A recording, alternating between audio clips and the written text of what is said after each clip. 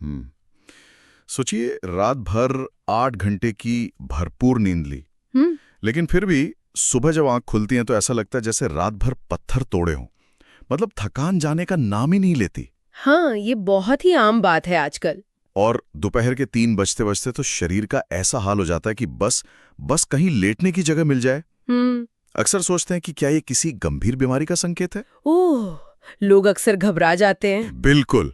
या फिर हम इंसान के तौर पर काम करने के लिए बने ही नहीं है। तो आज की इस गहन चर्चा में हम इसी रहस्य को सुलझाने वाले हैं। हाँ, और ये चर्चा बहुत दिलचस्प होने वाली है। हमारे पास जो मुख्य स्रोत है, 5 essential steps to revitalise physical vitality, वो इस लगातार रहने वाली थकान को किसी बीमारी की तरह नहीं देखता, बिल्कुल नहीं। बल्कि वो इसे हमारे रोजमर्रा के रूटीन में हुई एक बहुत ही बुनियादी गड़बड़ी की तरह देखता है। देखिए, इस पूरी जानकारी का क्या कहते हैं, सबसे आशावादी पहलू यही है, स्रोत साफ साफ कहता है कि ये स्थिति पूरी तरह से रिवर्सिबल है। मतलब इसे ठीक किया जा सकता है। हाँ, हम अक्सर थकान को उम्र या काम के बोझ का एक अनिवार्य हिस्सा मान लेते हैं कि भाई काम कर रहे हैं तो थकान तो होगी ही। सही बात है। लेकिन इस रिसर्च से जो बात उभर कर आती है वो ये है कि हमारा शरीर लगातार कमजोर पड़ने के लिए डिजाइन ही नहीं हुआ है।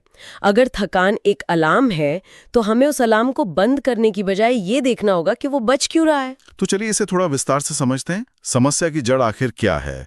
शरीर बिना किसी भारी मेहनत के भी कमजोर क्यों पड़ रहा है? स्रोत ने इसके 3 मुख्य कारण बताए हैं: पोषण की कमी, नींद की कमी और बहुत ज्यादा तनाव। बिल्कुल। अब देखिए, पोषण और नींद तो समझ में आते हैं, मतलब ये शरीर से सीधे जुड़े हैं, लेकिन तनाव, हाँ, अक्सर लोगों को लगता है कि तनाव एक दिमागी चीज है। वही तो। दिमागी उलझन की वजह से पैर क्यों दुखने लगते हैं या शरीर में भारीपन क्यों आ जाता है? यहीं पर शरीर विज्ञान का सबसे दिलचस्प पहलू सामने आता है। हम अक्सर शरीर और दिमाग को 2 अलग अलग डिब्बों में रखकर देखते हैं, जैसे वो बिल्कुल अलग काम कर रहे हो। हाँ, जबकि असल में वे एक ही सर्किट का हिस्सा है। जब दिमाग तनाव में होता है तो वो सर्वाइवल मोड में चला जाता है। अच्छा। जैविक रूप से देखा जाए तो हमारा दिमाग हमारे शरीर के कुल वजन का केवल 2% होता है, लेकिन यह हमारी कुल ऊर्जा का 20% हिस्सा के लिए ही इस्तेमाल करता है। बाप रे, 20%? हाँ, तो जब कोई व्यक्ति लगातार चिंता कर रहा होता है या तनाव में रहता है तो दिमाग उस ऊर्जा की खपत को और बढ़ा देता है। वो रक्त में मौजूद ग्लूकोज को अपनी तरफ खींचने लगता है, क्योंकि उसे लगता है कि सामने कोई खतरा है जिससे निपटना है। तो क्या ये कुछ एक स्मार्टफोन की तरह है? मतलब जैसे अगर फोन के बैकग्राउंड में बहुत सारे ऐप्स चल रहे हो, यानी हमारा तनाव, और उसे खराब केबल से चार्ज किया जा रहा हो, यानी खराब पोषण, तो उसकी बैटरी बहुत जल्दी ड्रेन हो जाती है और वो हैंग होने लगता है। अरे वाह, ये तो बहुत ही सटीक उदाहरण है। बिल्कुल ऐसा ही होता है। मतलब दिमाग बाकी शरीर का खाना खुद खाने लगता है। हाँ, बिल्कुल। और जब दिमाग शरीर की सारी ऊर्जा सोख लेता है तो मांसपेशियों को अपना काम करने के लिए पर्याप्त ईंधन नहीं मिल पाता। समझ रहा हूँ। इसीलिए भले ही किसी ने दिन भर कुर्सी पर बैठकर सिर्फ कंप्यूटर स्क्रीन को देखा हो और कोई शारीरिक मेहनत न की हो, लेकिन अगर उसका दिमाग लगातार तनाव में है तो शाम तक उसकी मांसपेशियां सचमुच भूखी और थकी हुई महसूस करेंगी। ये बहुत बड़ी बात है। हाँ, स्रोत भी यही कहता है कि यह कोई मनोवैज्ञानिक भ्रम नहीं है, यह एक वास्तविक शारीरिक कमी है। शारीरिक और मानसिक स्वास्थ्य का ये बहुत गहरा संबंध है। ये तो ऐसा हो गया जैसे किसी कमरे में हीटर ऑन करके खिड़कियां खोल दी जाएं। ऊर्जा तो खर्च हो रही है, लेकिन उसका कोई फायदा नहीं हो रहा, बस रिसाव हो रहा है। सही कहा। तो जब हमें ये पता चल गया है कि शरीर रूपी इंजन की ऊर्जा कहाँ लीक हो रही है, तो अगला तार्किक कदम ये जानना है कि इस इंजन में ईंधन कौन सा डाला जाए। और यहीं पर हमारा आहार काम आता है। स्रोत में पोषण पर बहुत जोर दिया गया है। खाने में विशेष रूप से प्रोटीन और विटामिन शामिल करने की बात है, जैसे दूध, अंडा, दाल और हरी सब्जियां खानी चाहिए। हाँ, और यहाँ ये समझना बहुत जरूरी है कि सिर्फ खाना खाने और संतुलित आहार लेने में जमीन आसमान का अंतर है। लेकिन अक्सर लोग सोचते हैं कि पेट भर खाना खा लेना ही काफी है, मतलब अगर भरपेट खा लिया तो ऊर्जा मिल जाएगी। यही सबसे आम गलतफहमी है। तो फिर स्रोत विशेष रूप से दूध, अंडे, दाल और हरी सब्जियों का ही जिक्र क्यों कर रहा है? पेट भरना ही काफी क्यों नहीं है? देखिए, अगर हम इसे व्यापक संदर्भ में देखें तो सिर्फ कैलोरी शरीर को चला सकती है, लेकिन उसकी मरम्मत नहीं कर सकती। मरम्मत? हाँ, दिन भर चलने फिरने और काम करने से हमारी मांसपेशियों में छोटे छोटे स्तर पर टूट-फूट होती है, जिन्हें माइक्रोटियर्स कहते हैं। अच्छा। जब कोई व्यक्ति सिर्फ पेट भरने के लिए मान लीजिए खाली कार्बोहाइड्रेट्स खाता है, तो शरीर को तुरंत ऊर्जा का एक उछाल तो मिलता है, लेकिन वो टूट-फूट ठीक नहीं होती। प्रोटीन और विटामिन वास्तव में शरीर के बिल्डिंग ब्लॉक्स हैं। वे ऐसे एमिनो एसिड प्रदान करते हैं जो उन टूटे हुए फाइबर्स को फिर से जोड़ते हैं, जो शरीर को अंदर से मजबूत बनाते हैं। एक उदाहरण से देखें तो मान लीजिए एक बहुत पुराना लोहे का पुल है जी, जिस पर रोज भारी ट्रैफिक चलता है। हाँ, ठीक है। ट्रैफिक चलने से पुल कमजोर हो रहा है। खाली कैलोरी या सिर्फ पेट भरने वाला खाना उस पुल पर रंग रोगन करने जैसा है। बिल्कुल। बाहर से देखने में लगेगा कि सब ठीक है, लेकिन पुल अंदर से कमजोरी रहेगा, जबकि प्रोटीन उन लोहे के गर्डर्स और पिलर्स को बदलने जैसा है। ये एकदम सटीक एनालॉजी है।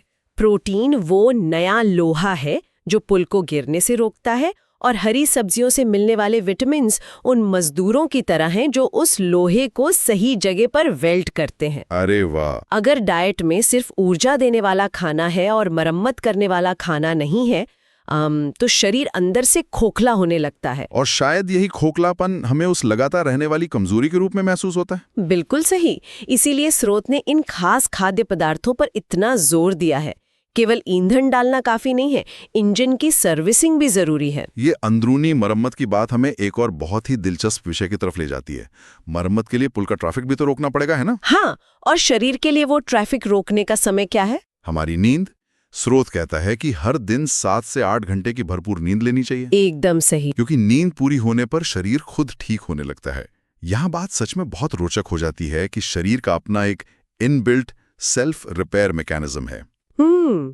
नींद को लेकर लोगों में एक बहुत बड़ी गलतफहमी है। कैसी गलतफहमी? लोगों को लगता है कि सोना मतलब शरीर का स्विच ऑफ हो जाना है, जैसे हम टीवी बंद कर देते हैं। हाँ, ज्यादातर लोग ऐसा ही सोचते हैं। लेकिन विज्ञान बताता है कि नींद के दौरान हमारा शरीर और दिमाग अपनी सबसे ज्यादा सक्रिय अवस्था में होते हैं। ये वो समय है जब वो सेल्फ रिपेयर मोड असल में चालू होता है। जैसे किसी बड़े ऑफिस की इमारत में रात को काम करने वाला सफाई कर्मचारी आता हो। बहुत अच्छा उदाहरण है। दिन भर जब ऑफिस चालू रहता है तो वहां गंदगी फैलती है। रात को जब सब चले जाते हैं तब वो सफाई कर्मचारी आकर पूरी इमारत को साफ करते हैं और अगले दिन के लिए तैयार करते हैं। एकदम सही। हमारे शरीर में भी दिन भर काम करने से कोशिकाओं में टॉक्सिन्स जमा होते रहते हैं, एक तरह का जैविक कचरा। अच्छा, विज्ञान की भाषा में इसे एडेनोसिन कहते हैं। जब कोई व्यक्ति सोता है तो दिमाग का आकार बहुत ही सूक्ष्म स्तर पर सिकुड़ जाता है। हाँ, जिससे रीढ़ की हड्डी का तरल पदार्थ यानी स्पाइनल फ्लूइड दिमाग के अंदर जाकर उस पूरे कचरे को धोकर बाहर निकाल देता है। इसके अलावा नींद के दौरान ही शरीर वो हार्मोन रिलीज करता है जो मांसपेशियों की मरम्मत करते हैं। तो अगर कोई व्यक्ति 7-8 घंटे की बजाय सिर्फ 4-5 घंटे सो रहा है, तो इसका मतलब है कि उसने उस सफाई कर्मचारी दल को अपना काम पूरा करने नहीं दिया। बिल्कुल। कचरा अभी भी अंदर है, मरम्मत अधूरी है, और सुबह उठते ही शरीर को दोबारा काम पर लगा दिया। और यही कारण है कि अधूरी नींद के बाद सुबह उठने पर शरीर में वो भारीपन महसूस होता है। वो कोई रहस्यमयी थकान नहीं है, वो सिर्फ वो जैविक कचरा है जो साफ नहीं हो पाया। और जब सफाई और मरम्मत की बात हो रही है तो इसमें एक बहुत ही जादुई कूलेंट का जिक्र स्रोत ने किया है, पानी। हाँ, पानी बहुत महत्वपूर्ण है। स्रोत में एक स्पष्ट निर्देश है कि दिन भर में 8 से 10 ग्लास पानी पीना चाहिए, क्योंकि डिहाइड्रेशन कमजोरी का एक बड़ा कारण है। बिल्कुल। अक्सर लोग प्यास लगने को ही पानी पीने का एकमात्र संकेत मानते हैं। लेकिन पानी को कमजोरी से क्यों जोड़ा जा रहा है? इसका सीधा कनेक्शन क्या है?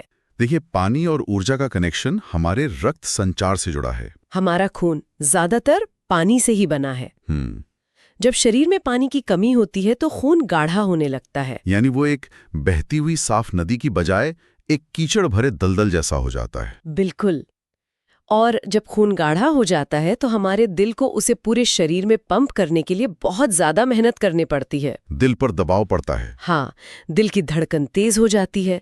इसके अलावा गाढ़े खून के कारण ऑक्सीजन और वो जरूरी पोषक तत्व जिनका हमने अभी जिक्र किया था, वो कोशिकाओं तक उतनी तेजी से नहीं पहुंच पाते। मतलब खाना सही खाया है, लेकिन वो शरीर के हर हिस्से तक पहुंचे नहीं रहा, क्योंकि ट्रांसपोर्टेशन सिस्टम धीमा हो गया है।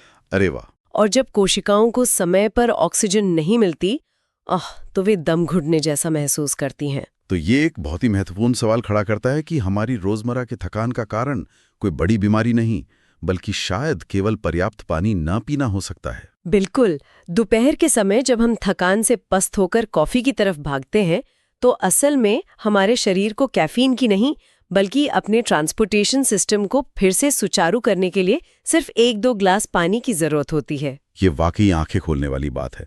हमने आहार से सही ईंधन लिया, नींद से इंजन की मरम्मत की और पानी से उस ईंधन को पूरे शरीर में पहुंचाने का रास्ता साफ किया। बिल्कुल। लेकिन अब यहाँ एक बहुत ही व्यावहारिक संशय सामने आता है, गति और स्थिरता के संतुलन का। वो कैसे? स्रोत कहता है कि ऊर्जा बढ़ाने के लिए रोज 15 से 20 मिनट टहलना चाहिए या हल्की एक्सरसाइज, योग करना चाहिए।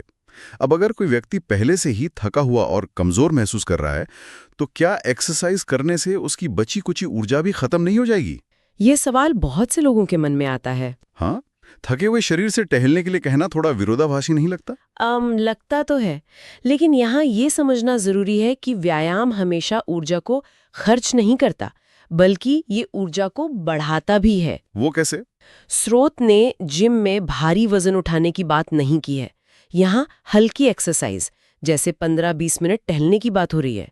जब हम बैठे रहते हैं तो गुरुत्वाकर्षण के कारण हमारा रक्त शरीर के निचले हिस्सों में जमा होने लगता है। तो क्या ये टहलना उस जमे हुए खून को वापस ऊपर भेजने का काम करता है? बिल्कुल। इंसान के पैरों की पिंडलियों को यानी काफ मसल्स को विज्ञान में दूसरा दिल भी कहा जाता है। दूसरा दिल? क्या बात कर रही हैं? हाँ, जब कोई व्यक्ति टहलता है तो ये मांसपेशियां सिकुड़ती और फैलती हैं, जो एक पंप की तरह काम करते हुए खून को वापस दिल और दिमाग की तरफ धकेलती हैं। अच्छा, तो गति से ऊर्जा पैदा होती है? हाँ, ये बढ़ा हुआ रक्त संचार उस ताज़ा ऑक्सीजन और पोषक तत्वों को शरीर के हर कोने तक पहुंचा देता है। तो असल में वो 15 मिनट की वॉक ऊर्जा को खत्म नहीं कर रही है, बल्कि वो शरीर के सोए हुए हिस्सों को जगा रही है। ये बहुत ही शानदार नजरिया है। गति शरीर को ऊर्जा देती है, लेकिन इसके ठीक विपरीत स्रोत एक और बात कहता है। क्या? शारीरिक रूप से गति जरूरी है, लेकिन मानसिक रूप से शांति जरूरी है। स्रोत का मानना है कि ज्यादा सोचने से शरीर कमजोर होता है और इसके लिए ध्यान और गहरी सांसें लेनी चाहिए। हमने शुरुआत में बात की थी कि तनाव कैसे ऊर्जा का रिसाव करता है। क्या ध्यान उस रिसाव को रोकता है? बिल्कुल रोकता है। ध्यान और गहरी सांसें लेना सिर्फ कोई आध्यात्मिक अभ्यास नहीं है, इनका सीधा असर हमारे नर्वस सिस्टम की भौतिक संरचना पर पड़ता है। वो कैसे काम करता है? जब कोई व्यक्ति बहुत ज्यादा सोचता है तो उसका शरीर फाइट और फ्लाइट यानी लड़ो या भागो मोड में रहता है। शरीर लगातार स्ट्रेस हार्मोन पंप कर रहा होता है। यानी शरीर को लगता है कि सामने कोई शेर खड़ा है, जबकि असल में वो व्यक्ति सिर्फ किसी ऑफिस मीटिंग के बारे में सोच रहा होता है। एकदम सही। और वो अदृश्य शेर शरीर की सारी ऊर्जा चूस लेता है।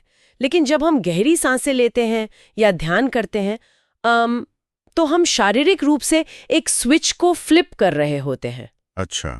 ये स्विच शरीर को रेस्ट और डाइजेस्ट मोड में ले आता है। ये शरीर को संदेश देता है कि सब ठीक है, अब ऊर्जा बचाने और शरीर की मरम्मत करने का समय है। ये मानसिक शांति उस मानसिक रिसाव को रोकने का सबसे प्रभावी तरीका है। तो इन सब का असल मतलब क्या है? अगर हम इस चर्चा का सार निकालें तो स्रोत में दिए गए 5 तरीकों का त्वरित सार यही है। सही खाना जिसमें प्रोटीन और विटामिन हो, 7-8 घंटे की नींद, 8-10 ग्लास पानी, 15-20 मिनट हल्की एक्सरसाइज और तनाव कम करने के लिए ध्यान। और सबसे अच्छी बात यह है कि स्रोत ये स्पष्ट दावा करता है कि अगर इन 5 चीजों को रोज अपनाया जाए तो कुछ ही दिनों में फर्क महसूस होने लगता है। वाकई कुछ ही दिनों में? हाँ, ये जानकारी इसलिए महत्वपूर्ण है क्योंकि ये किसी भी व्यक्ति को अपने स्वास्थ्य का नियंत्रण अपने हाथों में लेने की शक्ति देती है, बिना किसी जटिल मेडिकल शब्दावली के। ये बहुत ही सकारात्मक सोच है। बिल्कुल। हमें बस अपने शरीर को सही माहौल और सही संसाधन देने हैं। तो जाते जाते एक ऐसा विचार जो स्रोत से प्रेरित है, लेकिन हमें एक कदम आगे सोचने पर मजबूर करता है। बताइए। अगर मानव शरीर केवल पर्याप्त नींद, पानी, बुनियादी पोषण, थोड़ी सी गति और कुछ पलों की मानसिक शांति से खुद को पूरी तरह से ठीक करने और ऊर्जावान बनाने में सक्षम है, तो ये हमारे आज के अत्यधिक व्यस्त और जटिल जीवन शैली के बारे में क्या दर्शाता है? ये तो है। क्या हम अपनी सबसे बुनियादी शारीरिक जरूरतों को भूलकर समाधान के लिए बहुत दूर देख रहे हैं? क्या हम छोटी छोटी चीजों को नजरअंदाज करके सीधे महंगी दवाओं या शॉर्टकट्स की तरफ भाग रहे हैं? ये वाकई गहराई से सोचने वाली बात है। इसी सवाल के साथ हम श्रोताओं को अपने विचारों के साथ छोड़ते हैं। आज की इस गहन चर्चा में बस इतना ही।